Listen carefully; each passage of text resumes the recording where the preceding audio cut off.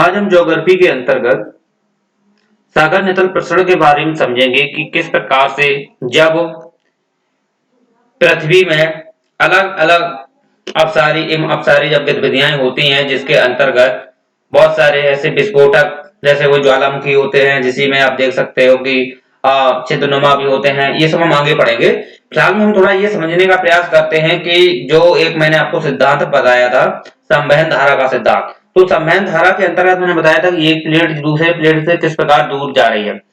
तो दूर जाने का अर्थ क्या है? दूर जाने का मतलब यही है कि जब एक प्लेट दूसरे से दूर जाती है तो उसमें जो यूरेनियम जैसे बहुत सारे एक रेडियो एक्टिव पदार्थ होते हैं, जिनकी वजह से एक प्लेट दूसरी प्लेट्स पे क्या होती है कि दूर जाती है, राइट। तो यही समझने का थोड़ा प्रयास करते हैं कि मैंने आपको बताया था कि जो हमारी पृथ्वी है, तो पृथ्वी की ऊपर की जो लेयर होती है उसे बोलते हैं भूपर्पटी। ये हमारी लेयर क्या है? भूपर्पटी है। और भूपर्पटी के जब नीचे आप देखोगे तो भूपर्पटी के नीचे एक क्षेत्र पड़ता है, ठीक। भूपर्पटी के नीचे जो पड़ता है क्षेत्र, वो पड़ता है आपका यहां से यहां तक, वो पड़ता है आपका मेंटल। क्योंकि भूपर्पटी है आपकी 0 से 30 किलोमीटर होती है। 0 से 30 में ये कहीं यहाँ पे जैसे अगर ऊंची भी हो सकती है और कहीं खाली भी हो सकती है, क्योंकि एक समान नहीं होती। कहीं समुद्र है तो कहीं अपना स्थल है, तो कहीं जल स्थल की वजह से एक समान नहीं पाई जाती है। कहीं पे 5-6 किलोमीटर है तो कहीं 30 किलोमीटर है, राइट। तो आप समझ सकते हो, तो ये स्थिति देखने को मिलती है। तो इस प्रकार से जब ऊपर नीचे जाओगे तो नीचे मेंटल पड़ता है, तो मेंटल में आपको कई सारी लेयरें और देखने को मिलती हैं। इसका जो ऊपर का जो मेंटल होता है, ठीक, ऊपरी जो मेंटल होता है, तो ऊपर का जो मेंटल होता है ये भी दो प्रकार से बटा होता है। ये भी देखा जाए तो ये भी दो प्रकार से बटा होता है, जिसमें ऊपर वाला जो क्षेत्र होता है ये होता है दृढ़, और नीचे का जो होता है वो दुर्बल होता है, ठीक। और ये दुर्बल जो होता है, यहीं पे जो हमारी चट्टानें होती हैं, बड़ी बड़ी चट्टानें तैरती होती हैं। यहाँ पे रुको एक मिनट, इसको हटाते हैं, दूसरा चित्र बनाते हैं, इसमें समझ लो। जैसे हमारी एक पृथ्वी है, ठीक है।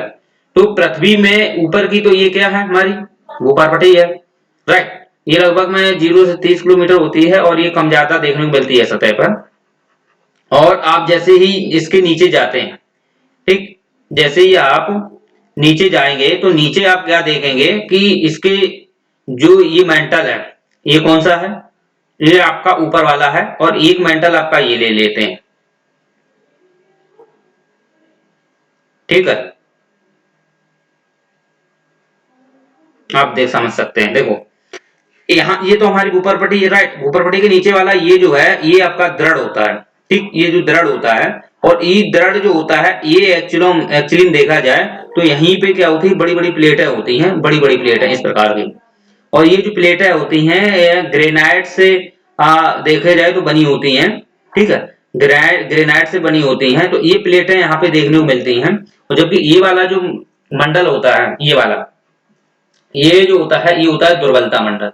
और तो ये दुर्बलता जो मंडल होता है, इसमें जो होते हैं रेडियो एक्टिव पदार्थ होते हैं, और इसी में क्या होती है, प्लेटें तैरती हैं। तो ये लिक्विड नहीं होता है एक्चुअली में, ये प्लाज्मा अवस्था में होता है, जिसमें तापमान दाब भी दोनों की मात्रा एक प्रकार देखा जाए बहुत ही डीपली होती है। पिछली बार में सब बता चुके हैं, थोड़ा हल्का हल्का समझ लो इसमें। तो ये आपको देखने को मिलेगा, जिसकी वजह से यहाँ पर जो प्लेटें होती हैं वो तैरती हैं। तो ये तैरने का रीजन ये है कि यहाँ पे रेडियो एक्टिव पदार्थ पाए जाते हैं, यहाँ पे ऊर्जा का होता रहता है स्थानांतरण। और पृथ्वी भी घूमती है, तो जब पृथ्वी घूमती है तो ऑटोमेटिक इसमें देखा जाए तो चुंबकीय जो घनत्व होता है वो भी देखने को मिलेगा। तो इसकी वजह से यहाँ पर जो स्थिति होती है वो एक्चुअली में देखा जाए तो संवहन की होती है।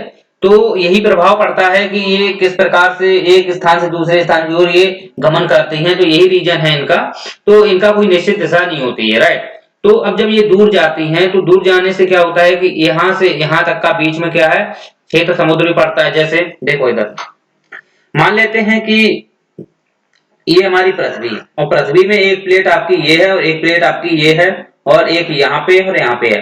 तो यहाँ पे जब एक प्लेट इधर जा रही है इधर जा रही है, तो इनके बीच का जो क्षेत्र है, राइट, इनके बीच का जो क्षेत्र है वो क्षेत्र अगर देखा जाए तो क्या है, एक क्षेत्र एक प्लेट से दूसरी प्लेट क्या हो रहा है, दूर जाती है। तो इनके नीचे क्या है, प्रसारण हो रहा है। नेतल का क्या हो रहा है, प्रसारण हो रहा है, यानी विस्तार हो रहा है।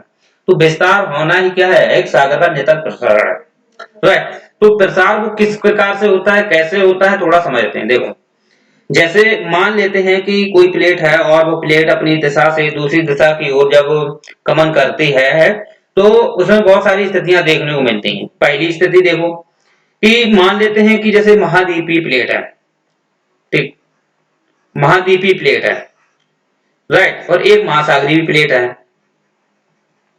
और महाद्वीपीय और महासागरीय प्लेट होती हैं, वो एक्चुअली में देखा जाए तो एक स्थिति इनकी ऐसी भी आती है कि आपस में टकराती भी, एक स्थिति ऐसी भी आती है जब ये आपस से दूर भी जाती हैं। तो अपसारी अपसारी गति को थोड़ा हल्का समझ लो यहाँ पर। जैसे कि ये कोई प्लेट है महाद्वीपीय, ये महाद्वीपीय है, और एक आपकी है ये महासागरीय, और जो ज्यादा घनत्व की होगी वो नीचे घुसेगी, और जैसी 45 डिग्री में घुसती है तो यहाँ से क्या है, इसका मलबा ऊपर जाता है, इसका मलबा क्या जाएगा, ऊपर जाएगा, और ये कैसी बनेगी, फोल्डिंग नुमा, ऐसी फोल्डिंग बनेगी। लेकिन इसमें क्या है, ज्वालामुखी, राइट, क्या इसमें उत्पन्न होगी, ज्वालामुखी उत्पन्न होंगे, ठीक। तो ये ज्वालामुखी पर्वत बनते हैं, बलद पर्वत ये भी होते हैं, ठीक है।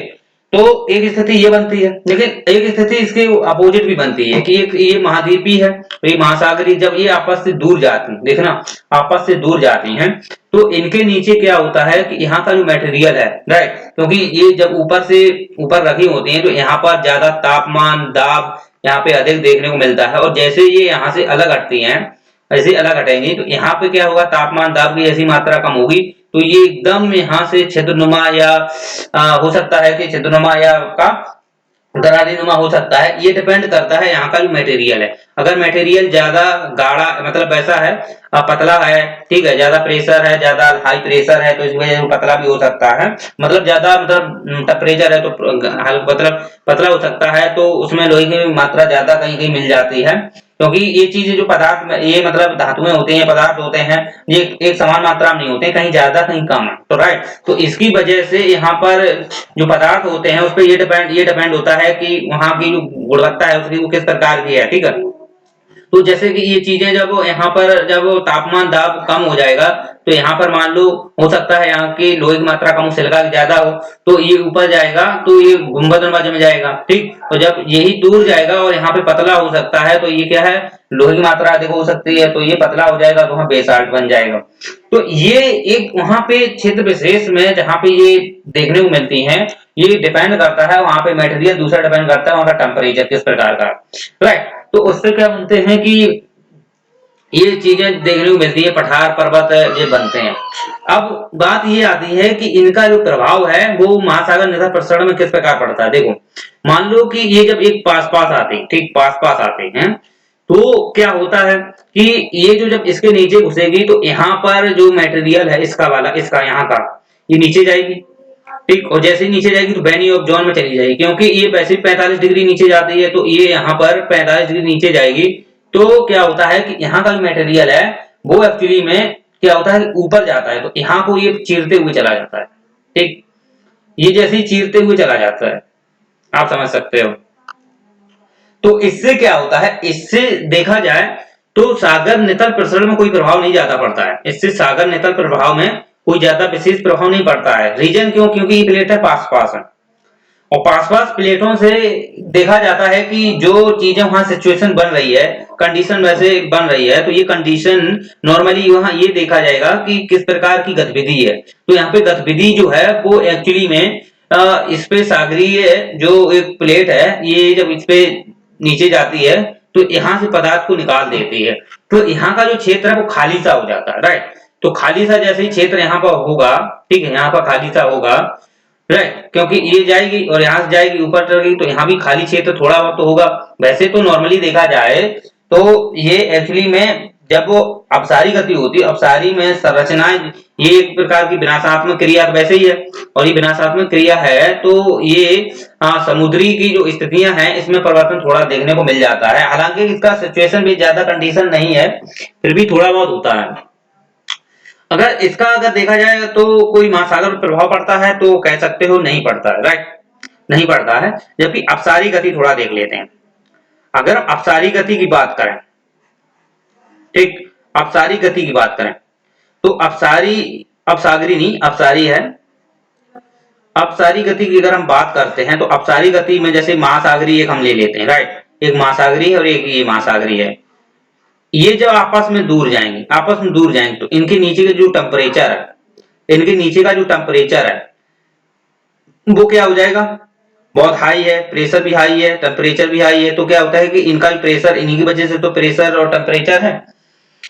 और जब ये एक दूसरे से दूर दूर जाएंगी तो यहाँ का जो मटेरियल है, यहाँ पर उपस्थित जो पदार्थ भरा है, राइट, लिक्विड है, मतलब एक लिक्विड तो नहीं होता है, प्लाज्मा अवस्था में होता है, तो क्या होता है उसमें ज्यादा टेम्परेचर और ज्यादा तापमान की वजह से ये महासागरीय है, ऊपर गया है, जल है, और जैसे ही अलग जाती है तो यहाँ से क्या बनता है, एकदम ऊपर के लिए निकलता है, राइट।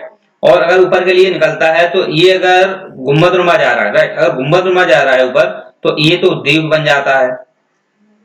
तो द्वीप आपने जो देखे हो, बहुत सारे द्वीप हैं, ठीक, छोटे छोटे द्वीप है जो समुद्र में देखने को मिलते हैं, वो एक्चुअली इन प्लेटों के क्या होता है, अपसरण होने से या उनका एक दूसरे से दूर जाने से इस प्रकार की गतिविधियां देखने को मिलती हैं।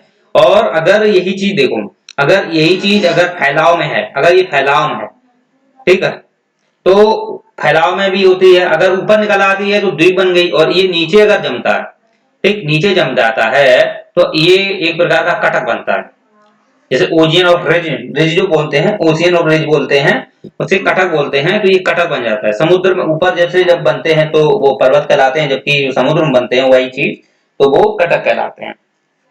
और अगर ये चीज पतली, यहाँ पे जो वैसे तो अगर देखा जाए तो यहाँ पर जो मटेरियल पाया जाता है, अक्सर देखा गया है कि वो जो मटेरियल होता है वो पतला भी होता है, ठीक है, वो प्लेटों पर डिपेंड करता है, वहां की प्लेटों पे, अगर क्योंकि प्लेटें एक समान नहीं होती, छोटी बड़ी भी होती हैं, उनमें घनत्व भी कम ज्यादा होता है, तो उस स्थिति पे ताप दाम पे फर्क पड़ता है। तो अगर यहाँ पे अगर पदार्थ पतला है तो ये अगर ऊपर जाता है तो ये फैल भी सकता है, और जैसे ही फैलेगा तो यहाँ पर पर्वत का निर्माण नहीं होकर के यहाँ पे बनेगा एक मैदानी जैसे पठार का निर्माण। तो पठार जो है, यहाँ पे पठार एक्चुअली नहीं बोलते हैं, इसे बोलते हैं गोवाट। तो जो ग्वाट होते हैं वो एकदम समुद्री पठार होते हैं जो नीचे बनते हैं, वो इन्हीं की वजह से ही बनते हैं। अब बात ये आती है कि क्या इससे प्रसरण होता है, नेत्र प्रसरण होता है? बिल्कुल होता है। देखो कैसे, अब हम बताते हैं। नेत्र प्रसरण अगर हो रहा है, अगर समुद्र में नीचे का जो प्रसरण है वो विस्तृत कर रहा है, फैल रहा है, तो उसका रीजन ये है कि उससे प्लेटें दूर जा रही हैं। वो प्लेटें अगर देखा जाए तो महाद्वीपीय महासागरीय भी हो सकती हैं, ठीक, महाद्वीपीय महासागरीय हो सकती हैं, और महासागरीय महासागरीय भी हो सकते हैं, ठीक। तो इस प्रकार से आप समझ सकते हो कि जो प्लेटों का संचरण है, अपसारी गति जब उनकी होती है तो प्लेटें दूर जाती हैं, तो प्लेटें दूर होने की वजह से समुद्र का नीचे का जो क्षेत्र है वो एक्चुअली में क्या है, विस्तृत हो रहा है, यानी फैल रहा है। अब वो हम थोड़ा एक एक करके समझते हैं कि वो किस प्रकार से फैलता है। इससे पहले थोड़ा आप बेसिक डाटा है उसको थोड़ा आप नोट डाउन कर लीजिए एक बार। तो जैसे कि हमारी जो पृथ्वी है, ठीक, अगर ये पृथ्वी की सतह देखी जाए, ये सतह है पृथ्वी के ऊपर की, तो ये सतह जो है ना वो 51 करोड़ वर्ग किलोमीटर है, यानी कि पूरी जो सतह है वो कितनी है, 51 करोड़ वर्ग किलोमीटर है, ठीक है। और इसकी गहराई देखी जाए यहां से यहां तक तो त्रिज्या 1,6400 किलोमीटर है। वैसे तो ये कम ज्यादा मतलब भूमध्य पे अलग होती है, और अरे सॉरी उस पे उत्तरी और दक्षिणी, ठीक है, और पूर्वी पश्चिमी में इनमें थोड़ा डिफरेंस देखा जाता है, क्योंकि जो गोलार्ध में होती है वो थोड़ी पतली होती है 43 किलोमीटर, तो उसके अकॉर्डिंग ये कम ज्यादा होती है। अगर लिखना चाहो तो लिख सकते हो, ये अगर देखा जाए तो 12,713, ठीक, और ये है 12,756, ये वाली इधर वाली, ये 12,756 है, ठीक। तो इनके बीच जो अंतर पड़ता है वो 43 किलोमीटर का अंतर पड़ता है, और 43 किलोमीटर जो है वो गोलार्धों पर पतली है, ठीक है। लेकिन इसकी त्रिज्या जो है वो 6400 किलोमीटर मानी जाती है इसका, ठीक है। औसतन अगर देखोगे इसकी 6400 किलोमीटर गहराई है, पृथ्वी की गहराई 6400 किलोमीटर है, और इसका जो पूरी सतह है, ये सतह है, ये कितना है, 51, ठीक है। तो यही कारण है कि इसमें अगर दो भागों में और विभाजित कर लेते हैं, तो अगर दो भागों में अगर इसको और विभाजित करते हैं, जैसे उत्तरी गोलार्ध और दक्षिणी गोलार्ध, तो उत्तरी गोलार्ध का अगर हम बात करें, उत्तरी गोलार्ध पर जल और स्थल की बात कर लेते हैं, क्योंकि उत्तरी गोलार्ध और दक्षिणी गोलार्ध की जो क्षेत्रफल है वो तो समान अवस्था में होता ही है, ठीक, क्योंकि भूमध्य रेखा बराबर दो भागों में विभाजित करती है। लेकिन इसमें ऊपर जो है स्थल ज्यादा है कि जल ज्यादा है, इसको थोड़ा समझते हैं हम। तो इसमें अगर देखोगे तो ऊपर स्थल क्षेत्र ज्यादा है, ठीक, स्थल क्षेत्र ज्यादा है। कितना है स्थल क्षेत्र? स्थल की बात की जाए तो ऊपर स्थल क्षेत्र जो है, मतलब स्थल क्षेत्र का मतलब है 60%, यानी स्थल क्षेत्र का मतलब तो समझ सकते हो ना, जहाँ पे मतलब जो ठोस है, ठीक है, जहाँ स्थलीय है, जहाँ पे रहते हैं हम लोग, तो ये है 60%, जबकि जल देखा जाए तो यहाँ पर 40% है। और इसके अपोजिट अगर यहाँ दक्षिणी गोलार्ध में बात करें तो दक्षिणी गोलार्ध में स्थल की बात की जाए तो स्थल इसमें पड़ता है आपका 19%, और जो जल है वो पड़ता है 81%। समझ सकते हो कि इनके बीच कितना बेसिकली डिफरेंस है। तो सबसे ज्यादा जो स्थल होता है वो ऊपर क्षेत्र में पड़ता है 60%, और 40% जो है वो जल पड़ता है। दक्षिणी गोलार्ध में वही स्थल है 19% पड़ता है, और जल है वो 81% पड़ता है। तो उत्तरी गोलार्ध की तुलना में दक्षिणी गोलार्ध में जो हवाएं होती है वो बहुत तेज चलती है, जहां में चीकटा, साठा, पचासा आपने जैसे नाम सुने हो, ठीक है। तो ये जो गोलार्ध में है ना, दक्षिणी गोलार्ध में वो हवाएं खुली हो जाती है, स्वतंत्र हो जाती है ना, पर्वत पठार कुछ नहीं मिलते हैं, तो बहुत तेज चलती हैं समुद्र के ऊपर। इस वजह से यहाँ पे चीकटा, साठा जैसी इनके नाम दिए गए हैं पवनों के, ठीक है। तो ये समझ सकते हो, जबकि दक्षिणी गोलार्ध में आप देख लो, राइट। अगर पूरे की बात की जाए, ठीक, पूरे की बात की जाए तो पूरी की अगर पृथ्वी की बात की जाए तो पूरी पृथ्वी पर जो इस पूरी पृथ्वी पर देखा जाए तो जल कितना है टोटल, वो तो हमने उत्तरी दक्षिणी की अभी तुलना कर ली थी। पूरी पृथ्वी पर अगर जल देखा जाए तो ये लगभग में 71% है, ठीक, 71% है। जबकि स्थल कितना है? स्थल 29% स्थल है, 29% स्थल है, ठीक, और जल कितना है? 71% है। और इसकी सतह देखी जाए जल की, और जल की सतह की बात की जाए तो ये है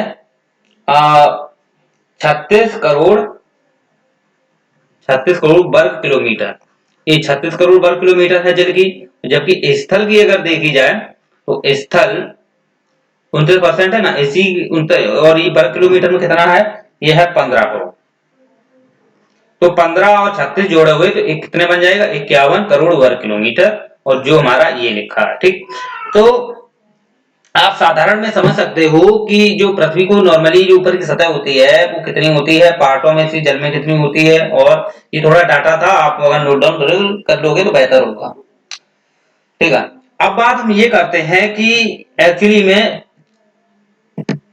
जो हमारी प्लेटें हैं वो क्यों प्रसरण कर रही हैं। प्लेटें प्रसरण करने का कारण यही है कि पृथ्वी घूम रही है, सूर्य संवहन है, ठीक है, संवहन के माध्यम से है, क्योंकि पृथ्वी घूम रही है, चुंबकीय बलें जो होती है, रेखाएं उत्पन्न होती हैं, राइट, जिससे क्या है कि एक दूसरे में इनका एक दूसरे से अपोजिट जाती हैं, भी दूर जा रही है, उत्तरी गोलार्ध दूर जा रही है। दूसरा कोरिलेशन बल है, ठीक है, ज्वारीय बल है। ये तो प्रभाव देखने को मिलते हैं जिनकी वजह से प्लेटें एक दूसरे से दूर भी जा रही हैं और टकरा भी रही हैं, उत्तरी गोलार्ध की ओर जा रही ना। अब बात हम ये करते हैं, सुनो, इसी की वजह से क्या है कि दक्षिणी गोलार्ध में जो स्थलीय क्षेत्र वो कम पाया जाता है, क्योंकि विशेष रूप से जो पूरा की पूरा जो स्थलीय क्षेत्र है वो उत्तरी गोलार्ध की ओर जा रहा है ना। अब बात हम ये करते हैं कि ये जो क्षेत्र है, ठीक है, अब इसमें आप देखोगे तो ये क्या है? पूरा स्थल क्षेत्र है, स्थलीय प्लेट है। ये क्या है? पूरा, ये क्या है? पूरा आपका जलीय है। तो अब आप देखना कि जब स्थल जहां से स्थल यहां तक है तो इसका मतलब ये नहीं है कि स्थल खत्म हो गया, स्थल आपका यहां तक चलता है, ठीक, जो महाद्वीपीय वृद्धि होती है यहां तक आपका स्थल चलता है।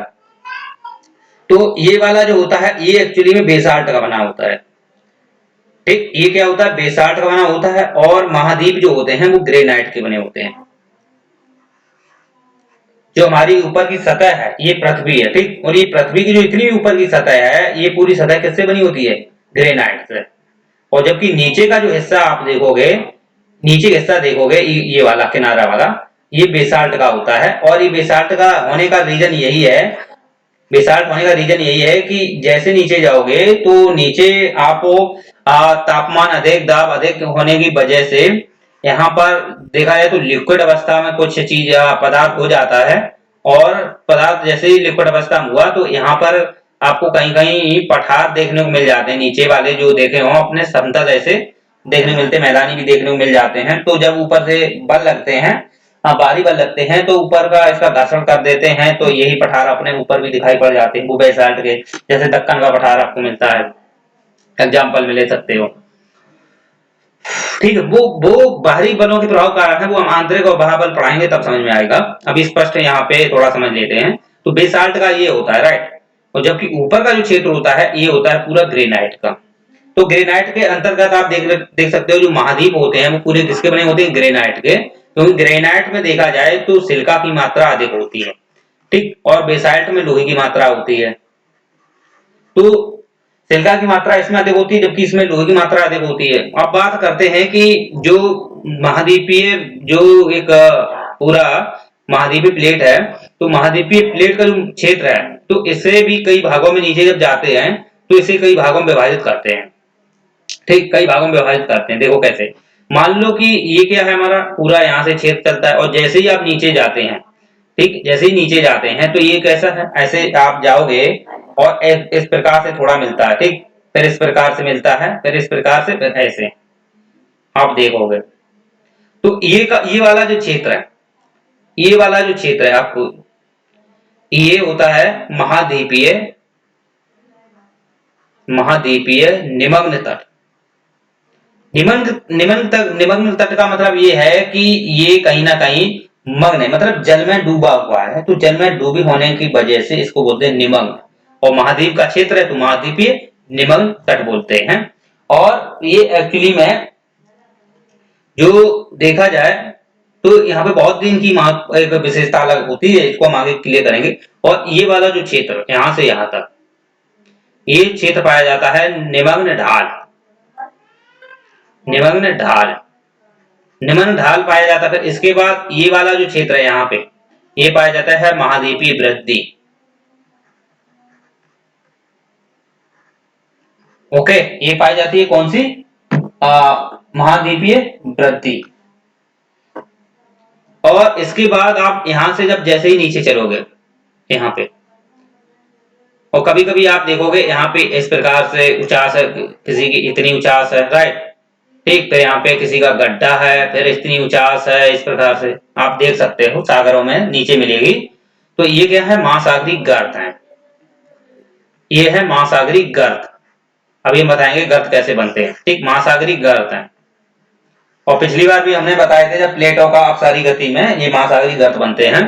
और ये क्या है, जैसे ऊपर जाते हैं, राइट, जैसे कि मान लो यहाँ से प्लेट इधर गई, कोई इधर गई, ठीक, तो यहाँ पर क्या बनता है, आपका प्रेशर और हाई लो प्रेशर कम होते ही यहाँ का जो पदार्थ है ऊपर की ओर जाता है। तो ये अगर यहाँ पे देखा जाए तो ऊपर भी चला जाता है, अगर छिद्रमा होगा तो ऊपर भी चला जाता है, तो वो भी एक प्रकार के बेसाल्ट के होते हैं। तो यहाँ पे आप ये जो द्वीप बने होते हैं, ये द्वीप जो होते हैं वो बेसाल्ट के बने होते हैं। जो महासागर में आपको द्वीप दिखेंगे वो एक्चुअली में बेसाल्ट के ही बने होते हैं, क्योंकि वो समुद्र की सतह से नीचे जो प्लेट है वहां से निकल बनते हैं, तो इसकी वजह से, क्योंकि वहां पे बेसाल्ट पाया जाता है, राइट, तो इस वजह से ये जो होते हैं वहीं से निकलते हैं, तो ये बेसाल्ट के ही बने होते हैं और ग्रेनाइट के ये नहीं होते हैं। और ये पूरा महाद्वीप का जो यहाँ तक क्षेत्र, महाद्वीप वृद्धि तक, ये पूरा ग्रेनाइट का बना होता है। इसके बाद यहाँ भी कहीं कहीं आपको दिखेगा, कहीं पे आपको पर्वत दिखेंगे, यहाँ पे कहीं पे आपको पूरा ये विस्तार दिखेगा, कहीं पे आपको पठार यानी गुआट मिल जाएगा देखने को। ये देखो आपका कटक है, तो कटक आप देख सकते हो, ठीक, जो आप देखोगे कटक 16,000 किलोमीटर का जो कटक बना है ऐसोनुमा अटलांटिक महासागर, ऊपर आप जाएंगे जो ग्रीनलैंड है ऊपर, तो ग्रीनलैंड से नीचे जाओगे बॉबेट द्वीप है वहां तक, जो ग्रीनलैंड है यहाँ से ये बॉबेट द्वीप है, यहाँ से 16,000 किलोमीटर है पूरा अटलांटिक महासागर। तो ये कैसे बना, ये कैसे बना, ये बनने का रीजन यही है कि यहाँ की जो प्लेटें थी, ठीक, यहाँ की जो प्लेटें हैं वो एक्चुअली में इससे क्या हो गई, इसके विपरीत अपसारी गति की, और ये पदार्थ जैसे ही दटा था तो यहाँ पर जो उपस्थित मटेरियल था इसके नीचे, उस पर क्या हुआ कि उसका मतलब टेम्परेचर है, हाई प्रेशर है, वो जैसे ही कम हुआ तो वहां का मटेरियल ऊपर गया, राइट, ऊपर गया तो ये पूरा क्या बन गया, कटक बन गया, पूरा क्या बन गया, कटक बन गया। और ये कटक कैसा है, आपका दरारी नुमा, दरारी नुमा से ये कटक बना है, तो ये दरारी नुमा से ही इस कटक को हम बोलते हैं, तो ये दरारी नुमा बना है। यही कारण है कि इनके बनने का रीजन यही है कि जब ये प्लेटें एक दिशा से दूसरी दिशा की ओर जब गमन करती हैं, जिसकी वजह से ये पूरे क्षेत्रफल पे जो कटक होते हैं उनका निर्माण होता है। अब हम बात करते हैं जैसे ये कटक, ठीक। अब इसके ऊपर जैसे क्षेत्रनुमा जैसे जब जाती है, जब क्षेत्रनुमा ऊपर प्रेशर जाएगा तो जिसकी वजह से ऊपर ये मान लो यहाँ पे जल है, ठीक। ये क्या है? जल है। तो ये जल होने की वजह से ये ऊपर जो चमकने लगते हैं द्वीप होते हैं, और इनके आसपास क्या होता है, पूरा की पूरा जल ही जल सतह दिखेगी। कहीं कहीं बीच बीच में द्वीप मिल जाते हैं, जैसे सेसेल द्वीप है, कोमोसोम क्रोमोसोम द्वीप है, राइट। और आप बहुत सारे द्वीप आपको मिलेंगे। तो ये जो द्वीप बनते हैं वो एक्चुअली में इसीलिए बनते हैं कि वहां पे क्षेत्रनुमा जब जैसे ही नीचे मैग्मा, ठीक है, जैसे नीचे का जो गर्म तप्त होता है उसे बोलते हैं मैग्मा, और जब ये बाहर आता है तो इसे लावा के रूप में बोलते हैं। तो ये लावा जो होता है एक्चुअली में ऊपर का जो मतलब एक सरफेस है, एरिया होता है, वहां पे जो द्वीप है या कुछ ज्वालामुखी जैसे क्षेत्र है, मतलब उद्भेदन होते हैं, क्षेत्रों में उद्भेदन देखने को मिलते हैं, तो वहां पर ये लावा निकलता है, राइट। तो उसे लावा ही बोलते हैं। लेकिन नीचे जब वो पिघली अवस्था में होता है तो उसे बोलते हैं मैग्मा। अब बात हम ये करते हैं कि जैसे ये द्वीप है, ठीक। ये द्वीप बन गए। अब यहीं पे देखना पठार भी बन जाएंगे, जिसे ग्वाट बोलते हैं। पठार भी मिलेंगे तो ग्वाट बोलते हैं। और ये कहीं कहीं गर्त मिलेंगे, ठीक। ये गर्त का क्यों मिलते हैं? ये गर्त इसलिए मिलते हैं कि कहीं कहीं इनका जो मटेरियल है वो ऊपर चला जाता है, ये वाला। जैसे कि ये गर्त है तो यहाँ पे देखो मटेरियल चला जाएगा, तो यहाँ पर क्या बन जाएगा? यहाँ पर बन जाएगा आपका पूरा द्वीप, जैसे कि जावा द्वीप, ठीक। जावा द्वीप के बगल में कौन है? आपका गर्त है। कौन सा गर्त है? वो गर्त है आपका सुंडा गर्त। जो सुंडा गर्त है आपको इंडोनेशिया वाले क्षेत्र में इधर देखने मिलेगा। तो सुमात्रा की आप जाएंगे जैसे ही पूर्व में, तो वो मिलता है सुंडा गर्त, ठीक। ये प्रशांत महासागर में सबसे ज्यादा गर्त देखने को मिलते हैं, तो सुंडा गर्त है। और वैसे तो ये वाला जो देखा जाए तो जावा द्वीप तो अपना हिंद महासागर में ही पड़ता है। तो यही कारण है कि इनके बनने का रीजन यही है, ठीक है। और आप देख सकते हो जैसे कि मैरियाना गर्त है, तो फिलीपींस द्वीप देखा, फिलीपींस द्वीप बना है तो वहां पर मैरियाना गर्त आपको देखने को मिलेगा। तो जब ये प्लेटें दूर जाती हैं तो इनके मटेरियल यहाँ पे मात्रा जो होती है टेम्परेचर की या प्रेशर की कम होती है, तो ऊपर पदार्थ एकदम निकलता है तेजी से, राइट। तो इसकी वजह से ये स्थितियां मिलती हैं। ये मतलब एक प्रकार से देख सकते हो संरचनात्मक अभिक्रिया है। अब बात हम ये करते हैं कि इसमें महासागरीय जब इस प्रकार से आप जाते हैं तो इसमें क्या क्या देखने को मिलता है। तो यहां से यहां तक जैसा कि मैंने बताया महाद्वीपीय निमग्न तट मिलता है, तो ये महाद्वीपीय निमग्न तट हुआ। इसके बाद जैसे महासागर के और अंदर जाएंगे तो यहाँ पर आपको देखने को मिलेगा महाद्वीपीय निमग्न ढाल। ये महाद्वीपीय निमग्न ढाल है। और जब इसके और नीचे जाएंगे तो ये मिलेगी महाद्वीपीय वृद्धि, महाद्वीपीय वृद्धि है, ओके। और ये हमारा जो पूरा क्षेत्र है, ये जो हमारा पूरा क्षेत्र है ये वाला, ठीक है। तो इसमें स्थितियां कई सारी मिलती है, जैसे ये द्वीप, ये छोटे कटक हैं, ये मान लो एक पठार है, ये एक पूरा द्वीप है, ये एक सुंडा मतलब ऐसे ये गर्त हैं, ठीक। इस प्रकार से क्षेत्र यहाँ पे अब फिर अलग यही है। तो इसका अर्थ यह है कि जैसे कि जो स्थिति यहाँ मिलेगी, एक मिनट, जो स्थिति आपको यहाँ मिलेगी वही स्थिति इधर भी मिलेगी। रीजन इसका क्या है समझते हैं। जैसे मान लेते हैं कि एक महाद्वीप के आपकी प्लेट ये है, ठीक, महाद्वीपीय है, एक महाद्वीप आपका इधर भी तो है। तो जो स्थिति निमग्न ढाल और ये सब इधर निमग्न तट है, महाद्वीप वृद्धि है, जो इधर देखने को मिलेगी वही आपको इधर भी देखने को मिलती है। तो दोनों ओर महाद्वीपीय के जो एक सतह होती है किनारी, जहां से महाद्वीपीय मतलब खत्म होते हैं और जहां महासागरी लग जाते हैं नीचे से, तो ये दोनों ओर एक समान अवस्था में ही देखने को मिलती हैं। इसमें कोई चेंजमेंट नहीं होता, ये बात आप याद रखना, समान ही अवस्था में होती हैं। अब समझो, देखो थोड़ा बेसिक डिफरेंस हो सकता है, लेकिन आप श्योर नहीं कहोगे, एक समान ही बोलोगे। हो सकता है कि कोई परिवर्तन गति की वजह से बल होते हैं विपरीत लग जाए तो प्रभाव थोड़ा बदल जाए। हालांकि ये सिचुएशन नहीं बनती है, क्योंकि पृथ्वी इस पे ज्यादा प्रभाव एकदम पे नहीं पड़ता, बहुत धीरे धीरे लंबे समय में होता है। तो आप ये कह सकते हो एक समान ही होती है, कोई बेसिक डिफरेंस नहीं देखने को मिलता है। तो ये स्थिति जब इधर ही रहे, जो इधर निमग्न ढाल और महाद्वीपीय निमग्न तट वगैरह महाद्वीपीय वृद्धि मिलेगी वो यहाँ भी मिलेगी। इस साइड भी तो महाद्वीपीय है, इस साइड भी है, तो ये यहाँ भी मिलेगी। तो ये सिचुएशन इधर है, तो यहाँ भी ये दोनों समान रूप से है। अब नीचे का जो क्षेत्र है ये है पूरा महासागरीय गंभीर मैदान। ये पूरा क्षेत्र कौन सा है जो आपका बेसाल्ट से बना है, ये है महासागरीय गंभीर मैदान। ओके, और ये देखो कई भागों में विभाजित होता है, जैसे कि और देखो जैसा कि आप द्वीप ले सकते हो, कटक ले सकते हो, ठीक। इसी में आप आ जाओ गुआट, गुआट ले सकते हो। तो कटक है, द्वीप है, गुआट है, ये सब यहाँ मिल जाएंगे। ओके, जबकि नीचे आप चौथा नंबर देखोगे तो चौथा नंबर आपका पड़ता है गर्त। जो महासागरीय गर्त होते हैं इनको हम ले लेते हैं, महासागरीय गर्त ये पढ़ते हैं। तो सबसे पहले आपका क्या मिला, जैसे महाद्वीप जहाँ से एकदम ऊपर की स्तर खत्म होते जल लग जाता है, तो वहां पे पड़ता है महासागर महाद्वीपीय निमग्न तट। पहला एक महाद्वीपीय निमग्न तट लिखते जाना, पहला एक। दूसरा आपका पड़ता है महाद्वीपीय निमग्न ढाल। तीसरा आपका पड़ता है महाद्वीपीय गंभीर सागरीय मैदान। चौथा पड़ता है आपका गर्त। तो चार आप ले सकते हो। वैसे महाद्वीपीय वृद्धि भी है, वो थोड़ा आप ले सकते हो उसको भी। तो इस प्रकार से समझ सकते हो, चार ही पढ़ो बेहतर है। तो इसमें महाद्वीपीय निमग्न तट है, महाद्वीपीय ढाल है, और इसमें आप देख सकते हो गंभीर मैदान है, महासागरीय गंभीर मैदान। चौथा है आपका गर्त, महासागरीय गर्त। तो ये चीजें यहाँ पे देखने को मिलती हैं, ठीक है। क्योंकि ये बनने का रीजन क्या है, ये बन क्यों रही है, क्योंकि ये महाद्वीप जो होते हैं ना, ये टूटते हैं, चटकते हैं। क्योंकि कोई चीज है, ठीक है, कोई चीज है इस प्रकार से, राइट, इस प्रकार से चिपकी है, इसमें लगी हुई है। अगर इसमें कोई प्रभाव पड़ता है या कोई ऐसे बल इस पे लगते हैं जिसकी वजह से इसमें इनका क्या होगा, इनका होगा मतलब कि अपक्षय, ठीक, यानी कि टूटन होगी इनकी, ठीक। जब ये टूटेंगे तो इनके अंदर चटकन आएगी, और चटकेंगे जैसे ही दूर जाएंगे तो इस नमा आकृतियां बनाते हैं, ठीक, इस नमा आकृतियां बना लेते हैं। तो ये जो आकृतियां हैं, ये जो आकृतियां एक्चुअली बनी है, यही तो महाद्वीपीय निमग्न टाल ढाल ये सब इसी में तो वर्गीकृत है।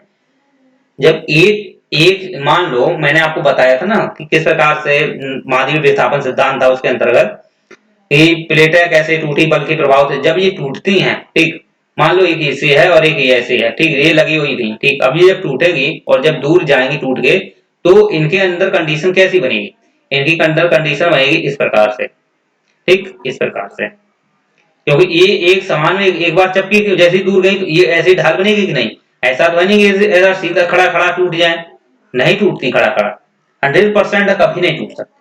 कभी भी आप तोड़ के देख लेना, कोई मोटी चीज है, ठीक, कभी मोटी चीज है आप ऐसे तोड़ोगे तो वो एक समान अवस्था में टूट सकती है।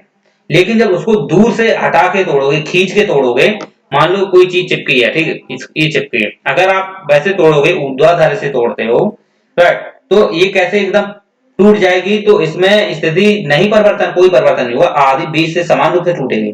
और जब इसे खींच के तोड़ोगे, इसको बल इधर लगाओ तो इसको समान बल इधर लगाओ।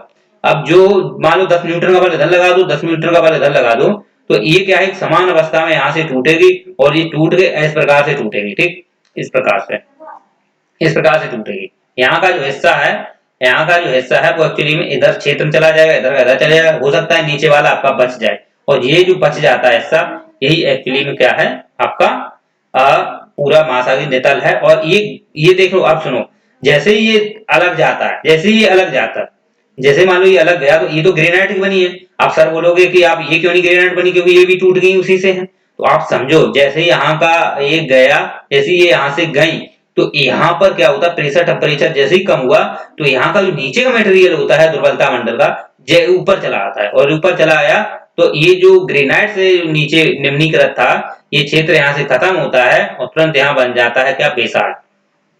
अब आपको समझ में आया होगा, क्योंकि यहाँ पर आपको मिलेगी कोनार्ड सीमा। आपको हम महासागर जब आपको पृथ्वी की आंतरिक संरचना बताएंगे तो उसके अंतर्गत ये जो कोनार्ड वगैरह हैं ये आपको देखने को मिल जाएंगे, ठीक है। यही रीजन है कि ये जो चीजें बनती हैं, ये नितल प्रसरण जो हो रहा है, ये होने का रीजन ये है कि जो स्थल खंड है उनमें टूटे हैं, और टूट से वो जैसे ही दूर गए तो उसमें विशेषता एक्चुअली में ये थोड़ा परिवर्तन देखने को मिल जाता है, राइट। अब चलिए एक एक करके हम पढ़ लेते हैं। अब थोड़ा और पढ़ते हैं। देखो, इसके अंतर्गत एक चीज और पढ़ लेते हैं, सीमांत सागर क्या होते हैं। सीमांत सागर हो सकता है कभी भी पूछ दिए जाए, थोड़ा समझ लेते हैं। देखो क्या होता है, मान लेते हैं कि ये हमारा एक स्थली है, और ठीक है ये हमारा क्या है, ये हमारा क्या है पूरा एक, ठीक है महाद्वीप है।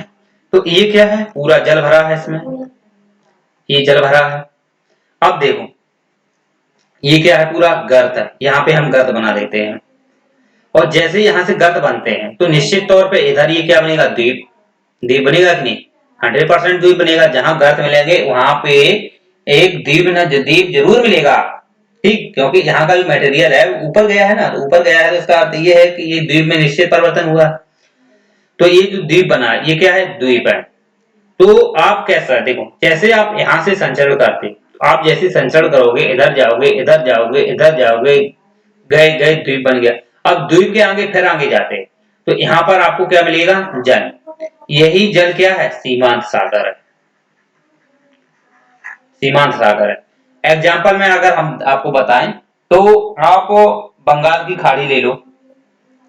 बंगाल की खाड़ी क्या है, एक सीमांत सागर है, क्योंकि उधर क्या क्षेत्र पड़ता है आपको, जो आपने देखे हो ग्रेटर जो निकोबार है, ग्रेट निकोबार वगैरह जो द्वीप पड़ते हैं, तो द्वीप के जस्ट लगी हुई क्या है, बंगाली खाड़ी है। तो बंगाली खाड़ी का एक सीमांत सागर है। ओके, और आप देख सकते हो, आप ये देखो, ये क्या है पूरा ये है आपका अफ्रीका महाद्वीप, यहाँ क्या है मेडागास्कर है, तो ये क्षेत्र मोजाम्बिक वाला है, ये क्या है सीमांत सागर है। तो सीमांत सागर का अर्थ ये है कि जहां द्वीप है, तो द्वीप के बगल में कोई ऐसा क्षेत्र विशेष में जल भरा, बड़ी राशि जल की हो, बड़े सो मतलब एक क्षेत्र विशेष में हो, मतलब पूरा नहीं होना चाहिए, क्षेत्र विशेष में है और द्वीप है वहां पे, तो उसे बोलते हैं सीमांत सागर। ऐसे पाकिस्तान जापान के बगल में लगा हुआ बहुत सा एक सागर है, ठीक है, उत्तरी दक्षिणी कोरिया उधर से लगा हुआ एक सागर मिलेगा, राइट, ये सागर है। आप मैक्सिको की खाड़ी ले सकते हो, ठीक, मैक्सिको की खाड़ी है, क्योंकि मैक्सिको खाड़ी वहां पे काफी सारे द्वीप मिलते हैं, जैसे कि हैती, जमैका, क्यूबा, ये मिल जाते हैं। तो ये पूरा एक क्या है हमारी वहां पे मिलेगी एक मैक्सिको की खाड़ी। तो मैक्सिको की खाड़ी भी एक क्या है, सीमांत सागर है। तो सीमांत सागर एक्चुअली में एक एरिया होता है, एक ऐसा क्षेत्रीय एरिया होता है जल का, जहाँ पे द्वीप मिलते हैं और द्वीप के जस्ट लगा हुआ होता है जल की राशि होती है, उसे बोलते हैं हम सीमांत सागर। चलिए, तो स्पष्ट है, मुझे लगता है आपको समझ में आ गया होगा। चलो, तो अब हम एक एक करके थोड़ा समझ लेते हैं। महाद्वीपीय निमग्न तट को समझते हैं, महाद्वीपीय निमग्न ढाल को समझते हैं। ओके, फिर इसी में समझते हैं एक एक करके सभी को।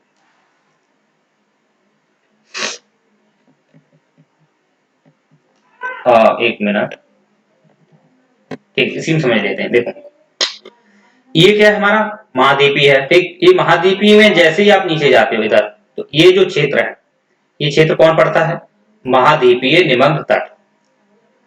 अब थोड़ा इसी को गहराई समझ लो, महाद्वीपीय निमग्न तट,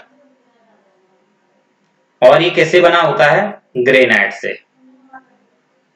ये एक्चुअली में महासागर में भले ही डूबा है, लेकिन ये हिस्सा किसका है, ये हिस्सा होता है महाद्वीप का, महाद्वीपीय स्थलीय क्षेत्र का हिस्सा होता है, प्लेट का उसी का हिस्सा होता है।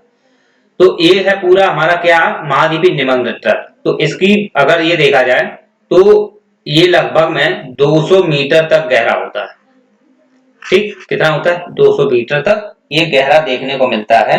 और ये ज्यादा से ज्यादा 1.3 डिग्री मतलब झुका होता है, यानी कि अपनी अक्ष से, इस अक्ष से, मतलब एक चीज ऐसा है, ये कितना है, 0 है, और ये कितना है, झुक गया। अब मान लो इसी को ऊपर कर दें, ऐसा कर दें, ऐसे, ठीक, तो ये जो कोण है, ये वाला जो कोण है इसका, ठीक है, ये कोण है आपका 1 डिग्री ही मिलेगा, 1 डिग्री से कुछ 1.3 डिग्री मिलेगा। ये मान लो 80 है, आपको थोड़ा हमने ज्यादा घुमा दिया, ऐसे घुमा दो थोड़ा, ठीक, ये कितना घुमाओ, थोड़ा घुमाओ, तो ये वाला जो कोण इधर का ये साइड का, ये 1.3 डिग्री है। और ये पूरा पिलेगा पूरा अपना 180 है ना, 180 में से ये नेक है, थोड़ा ऐसा थोड़ा कर दो ऊपर के लिए। तो ये चीजें हम इस प्रकार से ना, इस प्रकार से समझ लो। तो ये पूरा जैसे यहाँ से क्षेत्र गया, ठीक, ये पूरी कितनी है 180 अंश है। और आप जैसे ही थोड़ा घुमाते हैं नीचे साइड, तो ये 1.3 आप क्या करते हैं, कोण से नीचे झुका देते हैं। तो ये हमारा क्या क्या मिल जाएगा आपका, महाद्वीपीय निमग्न तट। ये 200 मीटर तक गहरा होता है। और इसकी विशेषता क्या होती है कि यहाँ पर जो जल होता है, जल जो होता है यहाँ पर पोषण की मात्रा सबसे ज्यादा मिलती है। क्यों मिलती है, क्योंकि यहाँ पर क्या होता है कि जो नदियां होती हैं वो सबसे ज्यादा अपना जल को विसर्जन करती हैं। और जब विसर्जन करती हैं तो बहुत सारे रासायनिक पदार्थ, बहुत सारे आपको देखने को मिल जाएंगे। ओके, और यहीं पर आपको पोषण की सबसे ज्यादा मात्रा मिलेगी। दूसरी बात है, यहाँ पर आपको आप पेट्रोल सबसे ज्यादा देखने को मिलेगा।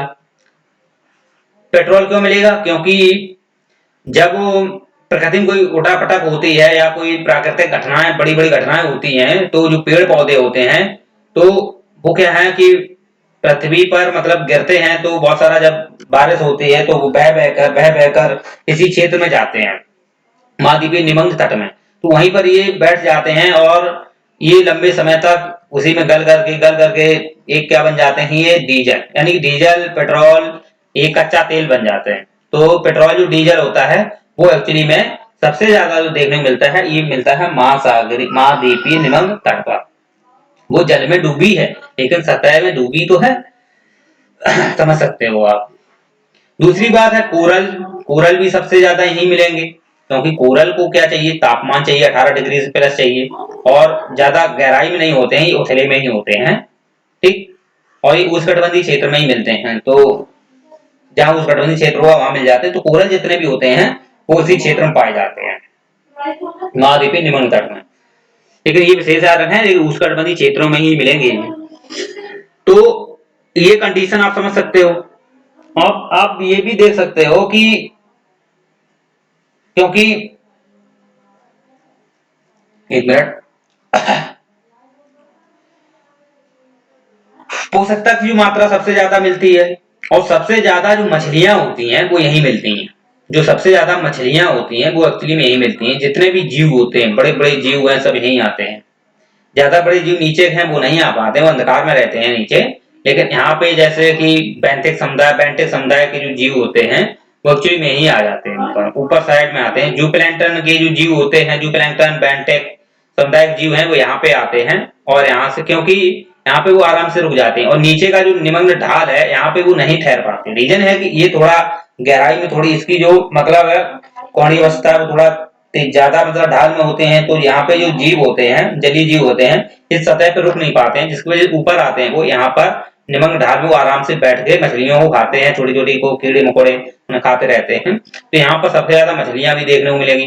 तो आप देख लो जैसे न्यू फाउलैंड है, राइट, सबसे ज्यादा मछली क्षेत्र है। ऊपर जाओ यूरोप में नार्वे वाले क्षेत्र में बहुत ज्यादा मछली पड़ेगी। नीचे आओ आर्कटिक क्षेत्र में, जो अर्जेंटीना से लगा हुआ जो क्षेत्र है वहां पे सबसे ज्यादा मछलियां देखने को मिल जाएंगी, राइट। तो यही कारण है कि इसकी जो विशेषताएं हैं आप समझ सकते हो क्या क्या इसकी विशेषताएं नॉर्मली होती हैं।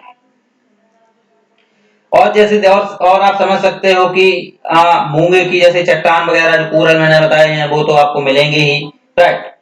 और जो प्रकाश होता है, इसी में आप लिख लो, प्रकाश जो होता है, तो वैसे तो प्रकाश 400 मीटर तक आपका गहराई में जाता है, जल में 400 मीटर तक जाता है। और 400 मीटर तक जो जीव होते हैं वो खूब प्रकाश की अवस्था में रहते हैं। खूब मतलब एक प्रकाश से एक समान अवस्था में तो नहीं होता है, ऊपर ज्यादा होता है, फिर नीचे जाओगे तो और कम, नीचे जाओगे तो और कम। और जब तो उसमें जो जल है, तो जल एक्चुअली में यहाँ पर जल का जो वेग होता है वो न्यूनतम होते चला जाता है। तो 400 मीटर तक 100% वो खत्म ही हो जाता है, फिर नीचे उसका अंधकार ही रहता है। लेकिन ऐसा भी नहीं है कि अगर बिल्कुल ही तापमान ही ना रहे तो वो जम जाएगा।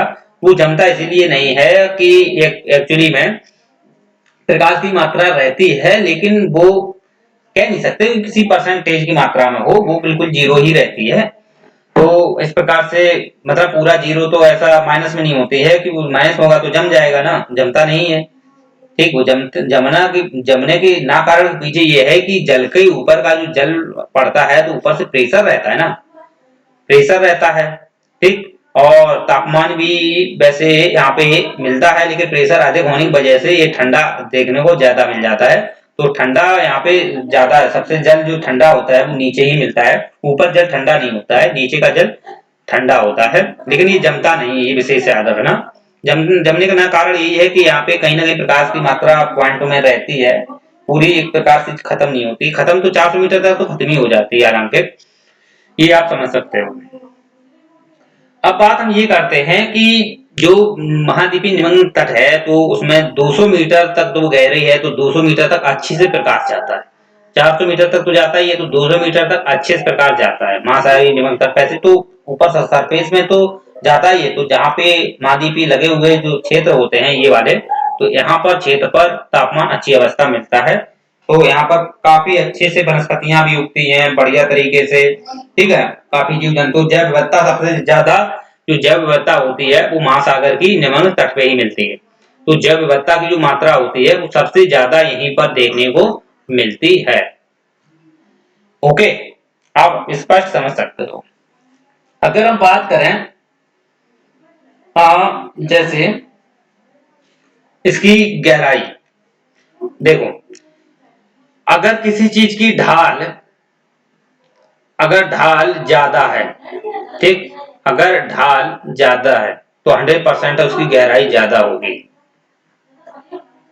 मान लेते हैं कि ये महाद्वीप है और ऐसे करके ढाल है, तो जैसे ढाल है तो ये ढाल कैसी है, ज्यादा है, और ज्यादा जैसे ही ढाल होगी तो गहराई भी क्या है, ज्यादा ही होगी, 100% है।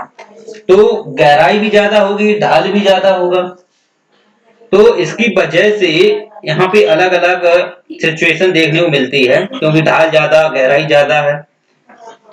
राइट, अब दूसरी बात हम ये करते हैं कि जिसकी ढाल कम है, ये ढाल अगर कम है, ठीक, तो इसकी गहराई भी कम ही होगी। देखो ऐसे यहाँ नाप सकते हो इस प्रकार से, ये देखो यहाँ पे आप नापो तो ये कितनी है ढाल, ढाल इसकी क्या है, कम है, तो गहराई भी कम है। अगर ये ढाल ऐसी होती, ऐसी होती तो गहराई इसकी ज्यादा हो जाती। कोई चीज इतनी लंबी है तो इसका ये मतलब नहीं है कि ये गहराई है ज्यादा, गहराई नहीं है वो, एक्चुअली में उसकी लंबाई है। गहराई का मतलब होता है सीधा ऊर्ध्वाधर, मतलब एक सीधा होना चाहिए। राइट, तो नॉर्मली आप समझ सकते हो। अब बात हम ये करते हैं कि अगर ढाल ज्यादा है, ठीक, तो चौड़ाई की बात करें तो चौड़ाई उसकी कम होगी, चौड़ाई ओब्वियसली कम होगी। देखो देखो अगर देखो चौड़ाई की बात कर रहे हैं, अगर किसी चीज की चौड़ाई अगर ज्यादा है, ठीक, चौड़ाई ज्यादा है तो गहराई भी इसकी आप ज्यादा होगी, गहराई भी ज्यादा होगी। अगर चौड़ाई कम है तो इसकी जो गहराई है वो कम ही होगी, ये आप याद कर सकते हो। राइट, तो आप समझ सकते हो कि जैसे अगर किसी चीज की ढाल ज्यादा है तो गहराई भी ज्यादा होगी, अगर चौड़ाई यानी कि जो ढाल है उसकी चौड़ाई अगर कम है तो गहराई भी कम होगी। तो इनकी जो चौड़ाई है वो एक्चुअली में देखने को मिलती है लगभग 48 किलोमीटर। महाद्वीपीय जो निमग्न तट है इसकी चौड़ाई जो होती है वो 48 किलोमीटर देखने को मिल जाती है। ओके, चलिए दूसरी बात अगर हम करें, दूसरा आता है अपना महाद्वीपीय निमग्न ढाल।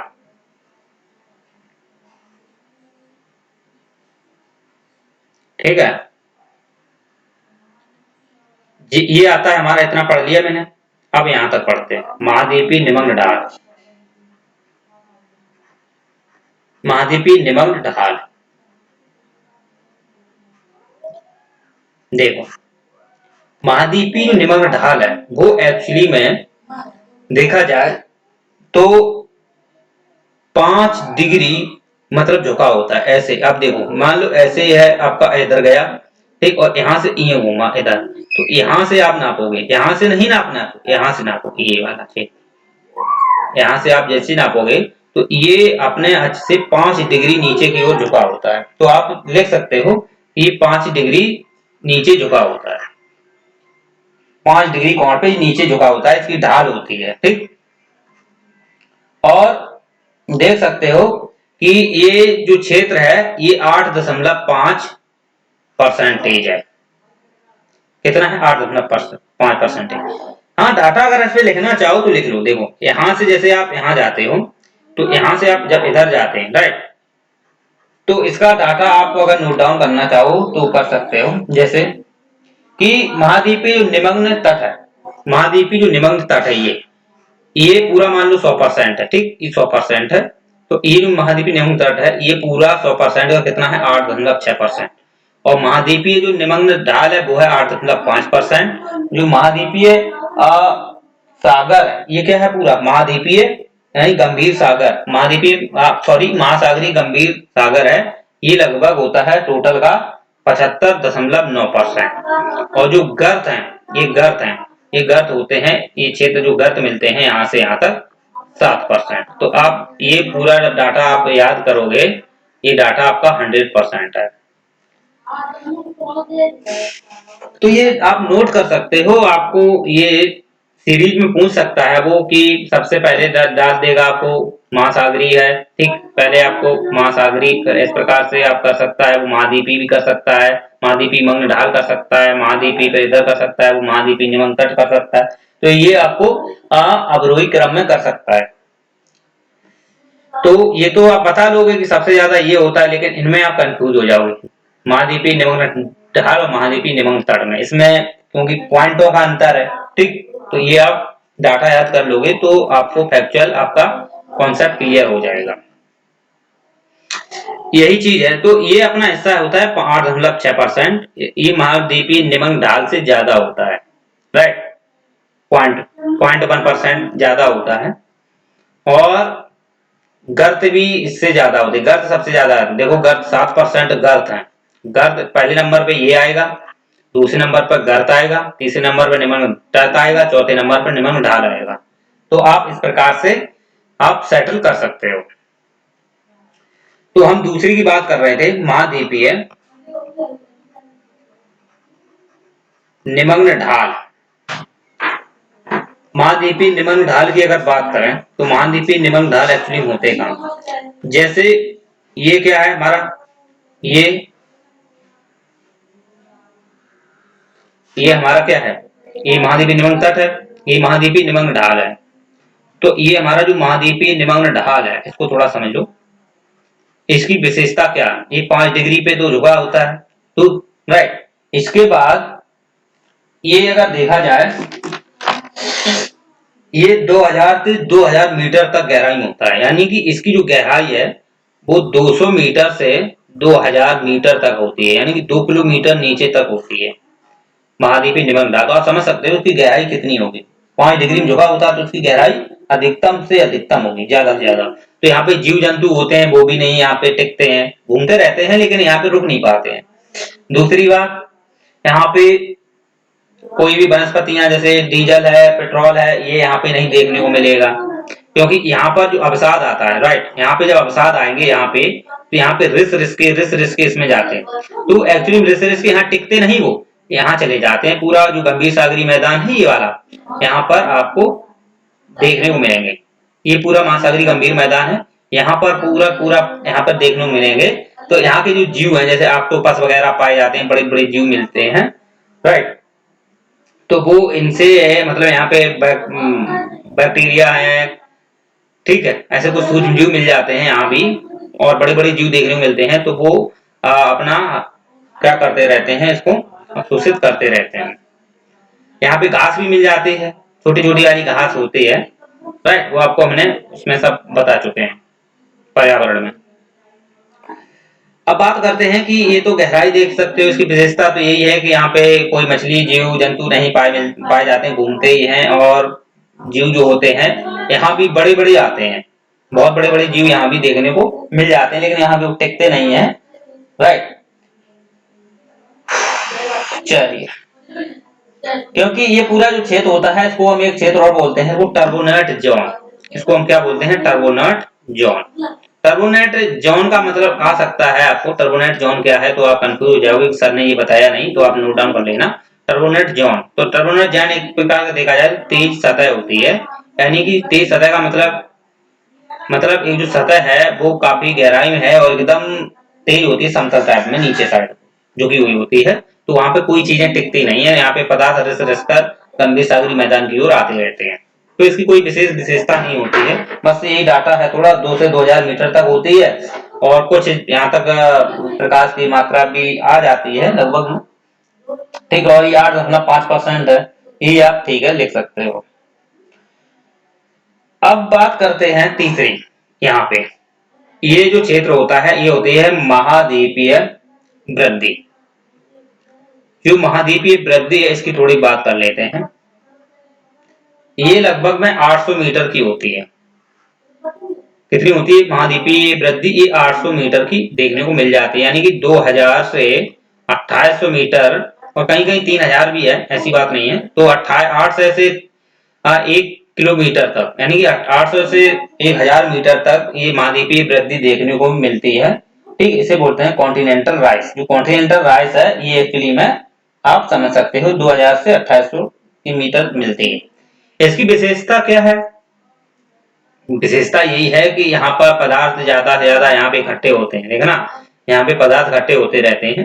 तो यहाँ पर क्या है कि ऊपर से जैसे ही ढल के आते हैं तो यहाँ पर पदार्थ इकट्ठे होते हैं बहुत सारे, यही पदार्थ क्या है इकट्ठे होते रहते हैं, अवसाद के रूप में जमा होते रहते हैं। तो इसमें क्या है महाद्वीप में वृद्धि होती रहती है, तो एक्चुअली में इसका नाम ही है महाद्वीपीय वृद्धि, तो इसी वजह से आता है और यहीं से लग जाता है हमारा गंभीर सागरी मैदान। ओके, तो चौथा नंबर है, चौथा नंबर और पढ़ लेते हैं, महासागरीय गंभीर मैदान। तो महासागरीय गंभीर मैदान की अगर हम बात करें तो महासागरीय गंभीर जो मैदान है वो ये पूरा यहाँ तक जैसे फैला होता है, तो इसमें तो आप कटक ले सकते हो, पठार ले सकते हो, द्वीप ले सकते हो, राइट, लेकिन गर्त नहीं लेंगे, गर्त नहीं लेंगे, गर्त अलग होते हैं, क्योंकि ये क्षेत्र यहाँ से ये खत्म हो जाता है, ये क्या हो जाता है गंभीर सागरी खत्म हो जाता है, नीचे गर्त आ जाता है, क्योंकि यहाँ पे एक गड्ढे मिल जाते हैं, जैसे मेरे यहाँ गर्त लगभग 11,000 करके 10,000 करके 900 कुछ 98 पॉइंट ऐसे करके प्लस 40 आता है, कहीं 11,040 कुछ मीटर आता है, कहीं कहीं डाटा दिया जाता है। तो ये कुछ होता है मेरे यहाँ गर्त है, फिलीपींस में बहुत क्षेत्र मिलेगा, प्रशांत महासागर में बहुत सारे गर्त हैं, टोंगा गर्त है, सुंडा गर्त है, मैरियाना गर्त है, और भी ट्रॉन्च गर्त है, बहुत सारे गर्त हैं, आप डाटा देख लेना एक बार, कंफर्म कर लेना, राइट। तो ये जो गर्त मिलते हैं, ठीक है, तो ये गर्त इसमें नहीं जोड़ते महासागरीय गंभीर में, ये अलग से ही इसका पार्ट होता है, वो है कम से कम 7% क्षेत्र होता है इसका। तो ये गंभीर सागरीय मैदान है ना, तो इसमें विशेषता इसकी क्या है, यहाँ पे बड़े बड़े जीव मिलते हैं, ऑक्टोपस में जैसे जीव मिल जाते हैं, ठीक है, इसी में आप देखोगे तो अवसाद भी जमा होते रहते हैं, बहुत सारी टर्टल वगैरह घास भी, टर्टल जैसी घासें भी यहाँ भी मिल जाती हैं, राइट, ग्रीन टर्टल घास मिल जाएगी। ओके, बहुत सारे यहाँ पे बैक्टीरिया जीव देखने को मिलेंगे। तो ये पूरी एक सतह होती है, पूरा क्या एक समतल होता है और निरंतर इसमें परिवर्तन होता ही जा रहा है, ठीक है, ये विस्तार हो रहा है क्योंकि प्लेटें एक दूसरे से दूर जा रही हैं, तो इनका विस्तार निरंतर हो रहा है, और ये देखा जाए तो 3000 से 6000 मीटर के बीच है, 3000 से 6000 की मीटर के बीच देखने को मिलता है।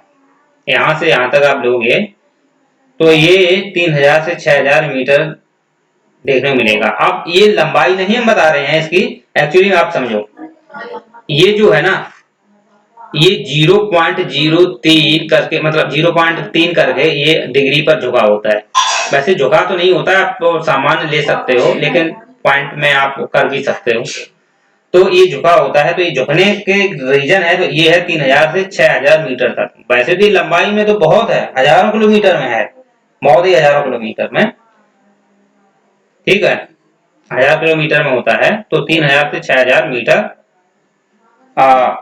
देखने को मिल जाएगा। ओके, चौथा आता है इसमें जो गर्त है हमारा, ये गर्त है, तो ये गर्त एक्चुअली में इसकी क्या विशेषता होती है, क्या इसकी विशेषता तो एक्चुअली में कुछ नहीं होती है, इसमें आप देखोगे तो बहुत ही ठंडा जल होता है और ये गहराई में होते हैं, काफी गहराई में हैं और इसमें नुकसान होते हैं। जल बहुत बड़े बड़े यहाँ पे जैसे कि बहुत सारे ऐसे आप देखोगे, इसके ऊपर देखोगे, जब ऊपर जाओगे इस पे, तो इसके ऊपर इस प्रकार के मिल जाएंगे भौरे, भौरे मिल जाते हैं। तो इसी में मतलब कि कोई भी परिवहन यहाँ से करते हैं तो हो सकता है इसी चपेट में आके ये यहाँ तक आ जाए, तो ये थोड़ा नुकसानदायक हो सकते हैं, साबित हो जाए, लेकिन कोई ज्यादा विशेषता नहीं होती, इनका कोई महत्व तो नहीं होता है, समझ सकते हैं। और जैसे कि जानते हो कि अगर कोई गहराई नापते हैं फैदम में होती है, तो एक फैदम बराबर 6 मीटर करके आप वो कर सकते हो, 6 फुट 6 फीट है एक फैदम बराबर, जैसे 6 फीट है, ठीक, एक फैदम बराबर। और जो समुद्र की गहराई नापते हैं वो नापते हैं सोनार से।